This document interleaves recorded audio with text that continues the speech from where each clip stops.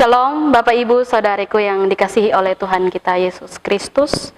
Kita berjumpa di dalam program perenungan Suara dari Jurang yang Dalam, Gemit Klasis Timur Tengah Utara, bersama dengan saya, Maria Seran, Sarjana Teologia, yang sementara ini sedang menjalani masa proses sebagai seorang calon vikaris di Jemaat Gemit Betel Dalehi. Hari ini kita akan bersama-sama belajar dari kebenaran firman Tuhan yang terambil di dalam Zefanya pasal 2 ayat 1 sampai ayatnya yang ketiga di bawah terang tema Carilah Tuhan supaya kamu hidup. Sebelum kita belajar dari kebenaran firman Tuhan, mari kita berdoa. Ya Tuhan, ya Allah kami, kalau kami masih bisa menikmati kehidupan kami hari ini, kami mau sadari bahwa itu hanya karena anugerah dan berkat Tuhan bagi kami. Hari ini kami akan bersama-sama belajar dari kebenaran firman-Mu. Firman-Mu akan menolong kami untuk bisa hidup seturut dengan kehendak-kehendak-Mu ya Tuhan. Oleh sebab itu ya Tuhan, lengkapilah kami dengan hikmat-Mu, supaya firman yang akan kami baca dan kami renungkan bersama tidak lalu begitu saja dari kehidupan kami, tetapi mendapatkan tempat yang terbaik. Lalu kemudian kami juga dimampukan oleh Roh-Mu yang kudus, supaya bisa melakukan apa yang Engkau kehendaki di dalam sisa-sisa hidup yang Tuhan masih percayakan bagi kami. Berfirmanlah kepada kami ya Tuhan, saat ini hati kami sudah siap untuk mendengarkannya. Demi nama-Mu kami datang dan berdoa. Amin. Bapak Ibu Saudaraku yang dikasihi oleh Tuhan, kita akan membaca satu bagian firman Tuhan yang akan menjadi dasar kita merenungkan firman Tuhan hari ini. Kita baca dari kitab Zefanya pasal 2 ayatnya yang ketiga. Saya akan membacakan untuk kita sekalian. Seruan untuk bertobat. Ayatnya yang ketiga, carilah Tuhan, hai semua orang yang rendah hati di negeri, yang melakukan hukum-Nya. Carilah keadilan, carilah kerendahan hati, mungkin kamu akan terlindung pada hari kemurkaan Tuhan. Demikian pembacaan firman Tuhan. Yang dikatakan berbahagia adalah setiap kita yang tidak saja mendengar firman Tuhan, tetapi juga yang mengupayakan supaya firman itu bisa kita lakukan di dalam kehidupan kita hari lepas hari. Bapak Ibu Saudaraku yang dikasihi oleh Tuhan, saya akan memulai perenungan saat ini dengan sebuah pertanyaan. Pernahkah dalam hidup kita berada dalam satu fase atau satu kondisi penyesalan? Kita menyesal entah dalam hal apapun. Kita terjatuh oleh karena banyak keputusan yang kita ambil, bukan untung yang menghampiri kita, tetapi bahkan kemalangan. Seperti penggalan kalimat yang mungkin biasanya kita dengar, bahwa penyesalan itu selalu datang di akhir. Hal ini berarti bahwa setiap keputusan atau setiap pilihan yang kita tetapkan, setiap keputusan yang kita ambil harus dibarengi dengan satu pemahaman bahwa selalu akan ada dampak atau selalu akan ada hasil yang kita akan terima. Jika apa yang kita pilih baik, maka kebaikan akan menjadi bagian kita. Tetapi sebaliknya jika tidak, maka jangan harap bahwa ada hasil yang baik pula menghampiri kita. Selalu ada pilihan, selalu juga ada konsekuensi, ada dampak. Demikian bacaan kita tadi. Bangsa Yehuda seolah-olah diberi pilihan bagi Zefanya. Jika mereka memilih Allah, maka akan ada kehidupan yang menjadi bagian mereka. Tetapi sebaliknya, jika mereka memilih Dewa Baal, memilih ilah-ilah yang lain, maka mereka akan binasa oleh murka Allah. Kekasih-kekasih Tuhan sekalian, bangsa Yehuda dalam bacaan kita menggambarkan cara hidup mereka yang menjauh dari Tuhan. Pasal 2 ayatnya yang pertama, Nabi Zefanya menyebut mereka sebagai bangsa yang acuh tak acuh. Mereka menjauh dari Tuhan. Di dalam terjemahan yang lain, acuh tak acuh itu diterjemahkan dengan kata memalukan atau membuat malu. Hal ini menunjuk pada suatu tindakan yang tidak disenangi oleh Allah. Nabi Zefanya memberitakan pertobatan bagi bangsa Yehuda yang memilih untuk tidak mau serius dalam upaya pembaruan iman yang dilakukan oleh Yosia. Pembaruan iman yang diproklamirkan oleh Raja Yosia seharusnya menjadi satu kesempatan bagi mereka untuk bisa memperbaiki hubungan atau relasi mereka dengan Allah.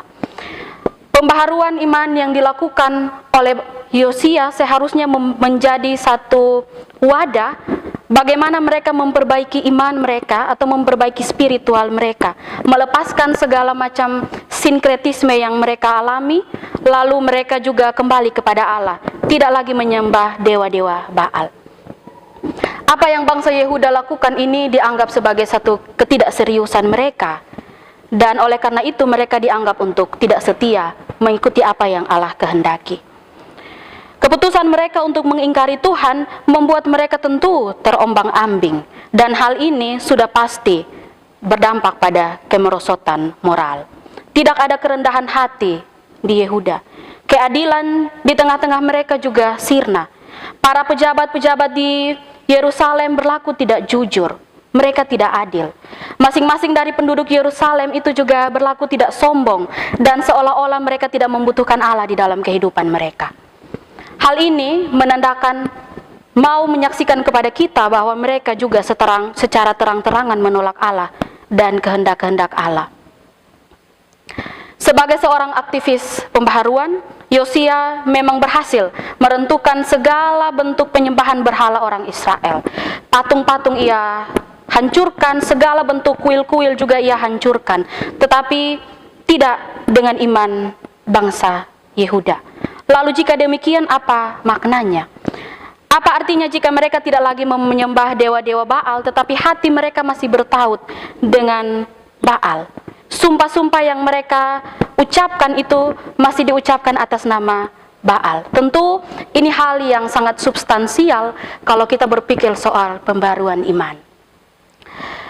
Dan sebelum mereka ada dalam suatu murka Allah, Allah kemudian bersuara lewat Nabi Zefanya. Nabi Zefanya menggambarkan konsep tentang hari Tuhan dari awal sampai kitab tulisannya. Hari Tuhan itu Nabi Zefanya gambarkan sebagai suatu hari yang penuh dengan kepahitan, penuh dengan kesusahan, penuh dengan kesulitan, penuh dengan kemusnahan dan pemusnahan, kegelapan dan juga kesuraman. Bahkan hari Tuhan itu digambarkan Nabi Zefanya sebagai hari kegemasan bagi Tuhan. Nabi Zefanya juga menggambarkan hari Tuhan itu sebagai hari pembinasaan segenap penduduk bumi. Itu kita dapat baca bersama di dalam Zefanya pasal 1 ayat 14 sampai ayatnya yang ke-18. Bagi Zefanya, hari Tuhan itu sudah sangat dekat. Ia akan datang dengan sangat cepat. Bangsa Yehuda harus segera sadar dan harus mulai memperbaiki hubungan mereka dengan Allah. Mereka harus secepatnya berbalik kepada Allah dengan segenap hati. Mereka tidak boleh berlaku acuh tak acuh atau menganggap main-main pembaruan iman yang dilakukan oleh Yosia. Nabi Zefanya mengajak mereka untuk bersemangat dan berkumpul, lalu kemudian mencari Tuhan. Itu ayatnya yang ke-1 kita dapat baca bersama. Dosa tidak boleh dilayani dengan sikap yang pasrah. Masih ada waktu bagi mereka untuk bisa memperbaiki diri, lalu bisa berbalik kepada Allah. Walaupun Zefanya menggambarkan hari Tuhan yang begitu menakutkan akan tiba, tapi janji keselamatan dari Tuhan akan ada bagi orang-orang yang mau mencarinya dengan kerendahan hati. Keselamatan, kehidupan Tuhan sediakan bagi orang-orang yang mau mencari Ia dengan serendah hati. Kekasih-kekasih Tuhan yang diberkati oleh Tuhan, Nabi Zefanya menggambarkan seruannya untuk bertobat kepada bangsa Yehuda dengan sangat keras dalam 3 kata kerja, yaitu carilah. Kalau kita mau lihat di dalam kamus besar, kata carilah itu dia bersifat aktif. Artinya dia melakukan sesuatu, lalu ada hasil yang ditimbulkan oleh karena bertindak akan sesuatu. Nabi Zefanya berkata, carilah Tuhan, carilah keadilan, carilah kerendahan hati. Supaya bangsa Yehuda bisa terhindar dari malapetaka karena murka Allah, maka pertama-tama yang harus mereka lakukan adalah mencari Tuhan. Mengapa demikian? Jawaban praktisnya itu sangat jelas. Tentu karena ada keselamatan. Di dalam Allah itu ada kehidupan. Bangsa Yehuda tidak bisa menaruh harapan mereka pada dewa-dewa Baal yang berdiam diri hanya pada patung yang mati itu. Bangsa Yehuda tidak bisa menaruh keselamatan, menaruh hidup mereka pada sesuatu yang tidak bisa hidup lalu berkuasa di dalam kehidupan mereka. Iman mereka harus terarah pada pribadi yang hidup dan yang menganugerahi kehidupan. Dan itu juga yang nyata dalam kehidupan kita sebagai orang beriman sebenarnya. Sebagai orang percaya, kita tidak bisa mengilahikan sesuatu selain Tuhan. Entah itu harta kita, entah itu jabatan, kekayaan, kemewahan, status sosial, dan lain-lain.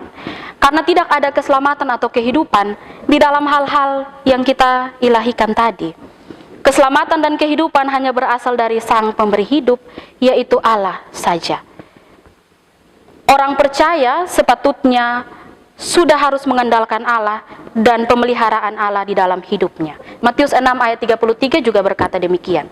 Carilah dahulu kerajaan Allah dan kebenarannya, maka semuanya akan ditambahkan kepadamu.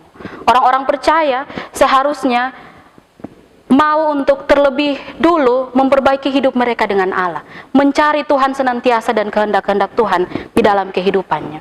Niscaya kehidupan mereka akan terpelihara. Keselamatan dari Allah akan menjadi bagian mereka yang percaya. Nabi Sefanya juga menyerukan dua hal. Carilah Tuhan, carilah keadilan, dan carilah kerendahan hati. Nabi Sefanya menekankan soal mencari keadilan dan kerendahan hati.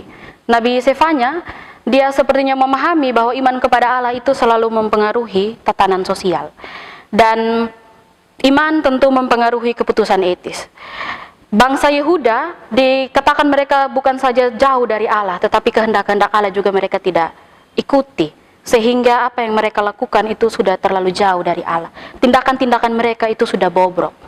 Nabi Sefanya menyerukan mereka untuk juga mengupayakan hidup yang penuh dengan keadilan dan kerendahan hati. Kekasih-kekasih Tuhan yang diberkati oleh Tuhan. Kalau kita omong soal beriman, kita semua orang beriman. Kita selalu bilang orang Kristen itu orang yang beriman. Iman, dia selalu berorientasi keluar, tidak dominan pada dirinya sendiri.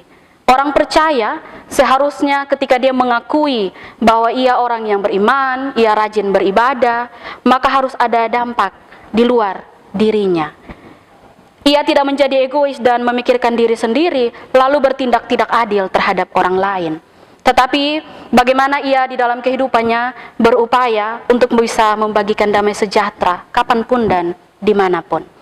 Orang beriman itu tentu punya integritas. Integritas itu omong apa buat itu. Orang beriman itu tentu bisa mempengaruhi keputusan-keputusan etis yang ia lakukan dan hidup seturut dengan apa yang Tuhan kehendaki saja. Kalau kita melihat di dalam kehidupan bergereja kita, semakin banyak orang yang rajin beribadah di gereja.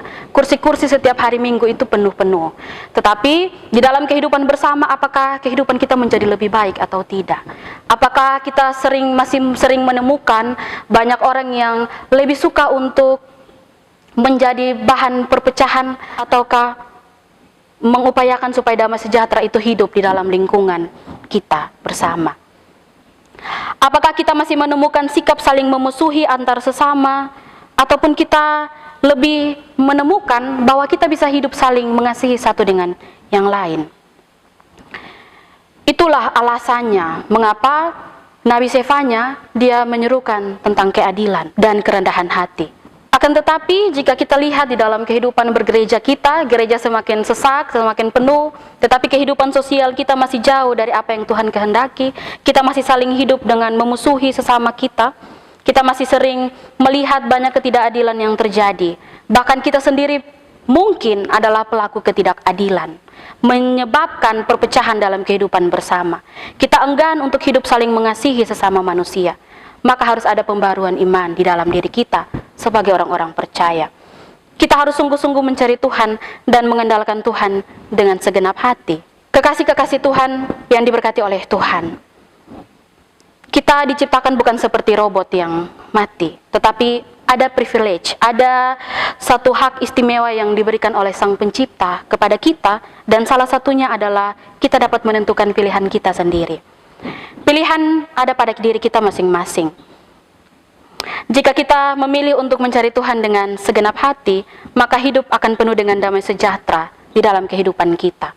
Selagi masih ada kesempatan bagi kita untuk berubah, jangan acuh tak acuh dengan panggilan Tuhan.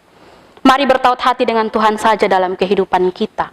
Jadikanlah saat ini di mana kita membuka hati kita untuk kemudian kita mau dibentuk dan dibaharui oleh Tuhan. Mau mengupayakan supaya apapun yang kita buat dalam kehidupan kita itu seturut dengan apa yang Tuhan kehendaki.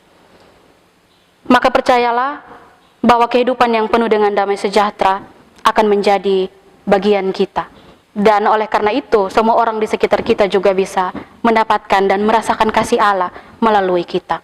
Tuhan menolong kita dengan firman-Nya. Amin.